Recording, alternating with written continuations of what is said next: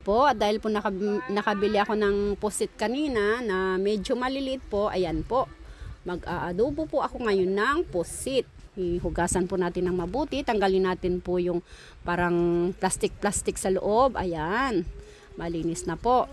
So, igigisa na po natin muna sa sibuyas bawang hanggang sa mag-brown po yung bawang. Tapos po, ano po kasi, naglalagay po talaga ako ng bell pepper pag ako yung nag-aadobo. Para po medyo ano yung ano niya, lasa niya. Tsaka masarap, sumarap po yung lasa. Ayan, nilagay ko na po yung pusit. Maliliit lang po yan. Tsaka hindi po pwedeng i-overcook yan. Kasi pag i-overcook po natin yung pusit is titigas. Ayun. Yan, masarap po yan. So, ito po, nilagyan ko na po siya ng toyo.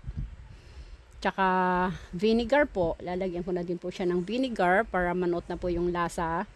Tsaka pampalasa po. Mga pepper, mga powder pepper at tsaka yung itong pampalasa po. Ayan, lalagyan na natin ng pampalasa para sumarap na.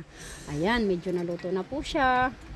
Tsaka isang sachet lang po ng ano. Nilagyan ko din po ng isang sachet ng ketchup para manood po yung lasa doon. Okay.